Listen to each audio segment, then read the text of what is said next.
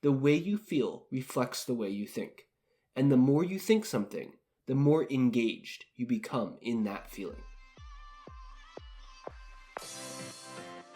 Hello, and welcome to The Joy Within, where we're eliminating stress and negativity, one thought at a time.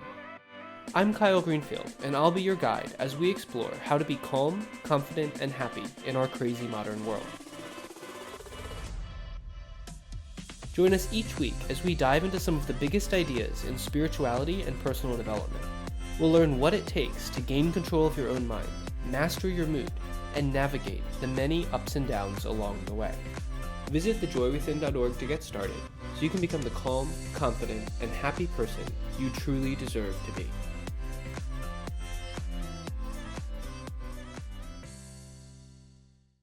Hello, and welcome back to the Joy Within's podcast. Today, I want to talk about a really easy strategy that you can use to raise your energy and actually choose deliberately the mood that you want to be in. In order to use this strategy, you only have to know one simple fact, which is that our mood is a reflection of whatever thoughts we are repeating to ourselves in that moment. And the longer we repeat a thought, the more we begin to take on the energy and the feeling of that thought. So much of what we teach here at The Joy Within comes down to this simple fact and how we can use it, how we can apply it to create meaningful change in our lives. But fundamentally, it is that simple. The way you feel reflects the way you think. And the more you think something, the more engaged you become in that feeling. Now note that this can work for or against you.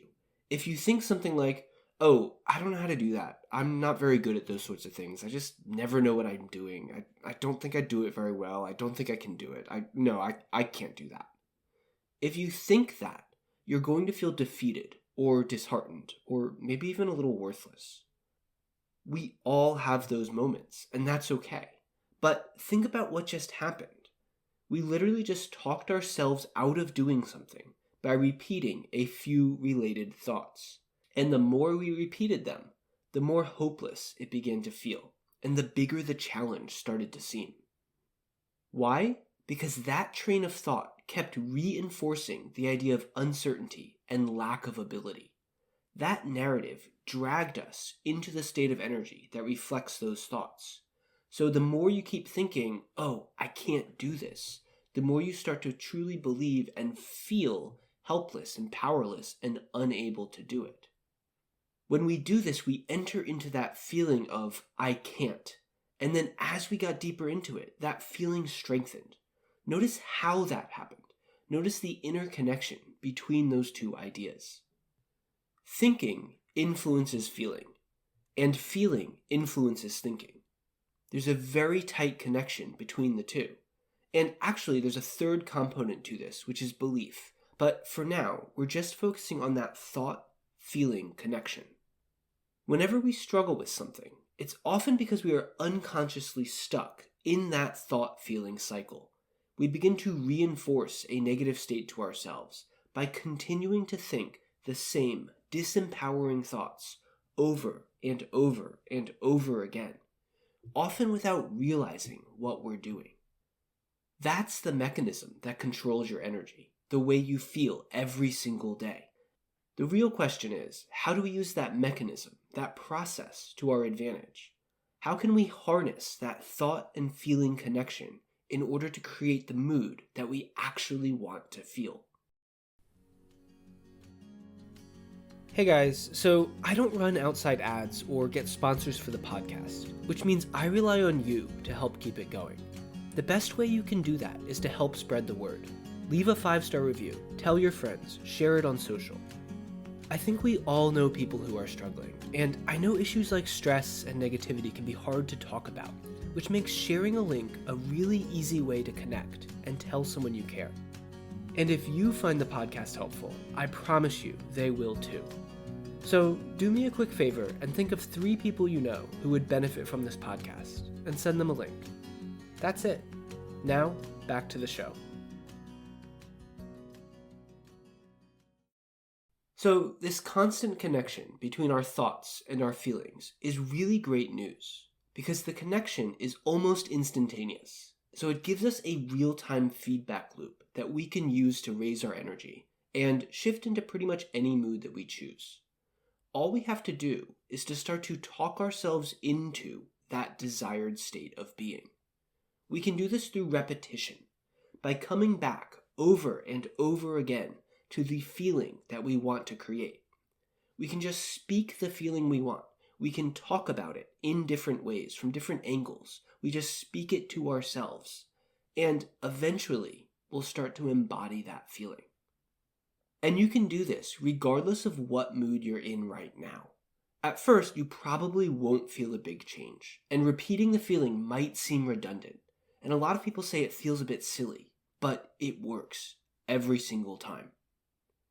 The trick is to repeat very clearly related ideas that all revolve around one core emotion. It should feel redundant. That's why it works. As you continue to repeat that core idea in different ways, from slightly different angles, with different types of nuance added to it, different emphasis on aspects of the phrase, you begin to reinforce that energy within you. And pretty soon, you start to feel that emotion for yourself. So let's give this a try with the feeling of love. So you might start out just by turning the word over in your mind. You might say something like, love, love, love. Love. The feeling of love. Love. You can play with it a bit. You can be curious. And it's okay if you don't feel a massive change right away. That's perfectly normal. Just start to take that thought, take the core idea of love, and keep repeating it. Keep looking at it from different angles. And sooner or later, the feeling will come. It's like you're trying on the feeling, just for a moment. So let's keep going. So we're thinking about love, different ways of love. Love. How can we think this word love? How can we repeat it? How can we change the emphasis? Love. Love. I like thinking about love. I want to feel more love. Love. Love. I like feeling loved. I want to create love. I want to express love. I want to be love. Love. I do. I want to be love. I want to become it. I want to become that feeling of love. Oh, I really like that idea. I want to become more love. How do I do that? How do I become more love? Love. Love. Love. I am. I feel it. I am love. I am. I love. I love and I am love. I love. Love. I love it. I love. I love. I love. Love. So now step back for a second and ask, what do you feel when we do that? Do you feel more loving? Do you feel more aligned with the energy of love that is always around you? The love that is always within you? The love that is an indispensable part of who you really are? Do you feel more able to connect with that feeling of love? Do you feel you are love? Do you know love? And can you feel that even as I ask these questions, you can open more into that? If only for a moment or two. That's the power of this process. The longer you stay with an idea, the more it deepens within you. How fast you feel that shift, how much of a shift you feel, depends on where you are emotionally right now, and what beliefs you have, how receptive you are, how much you can allow yourself to step into that feeling. But wherever you might be, you can always start out with one core emotion. And as you repeat it, it strengthens. So you just keep repeating it until you feel it strengthen within you, until you feel it as a core part of you. That's how you create that emotion for yourself. If you do this for a few minutes, you will probably notice a little bit of a shift within you. In that example I just gave, you might not yet feel totally blissed out because we only stuck with it for a few seconds. But if you keep it up, if you go on staying with that same core emotion for a few minutes, for maybe 10 minutes or more, if you come back to it periodically throughout the day, you will really enter into a high-flying state. And the more that you practice it, the easier it becomes. It becomes easier and easier to move into your desired state quickly, and it becomes easier to maintain it once you are there. So eventually, you get the ability to just step into the state that you want to be in, especially if it's a state that you have practiced before.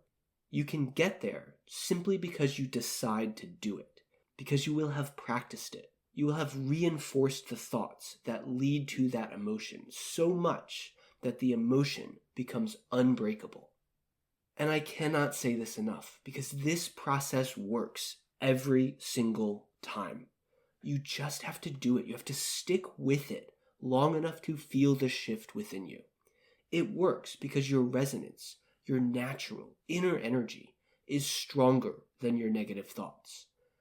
Your resonance can beat the little voice in your head anytime, anywhere, on any subject that you choose. That's the power of the joy within. Thanks for listening to today's episode. When you're ready to take a stand against the stress and negativity in your life, head over to thejoywithin.org, sign up, and choose the path that's right for you. When you join, you'll learn a simple process to activate your natural inner joy so you can regain control and become the calm, confident, and happy person you deserve to be. Visit thejoywithin.org to get started today. And if you enjoyed today's podcast, don't forget to like, subscribe, and share it with someone you love, because I think we can all use a little more joy in our crazy modern world.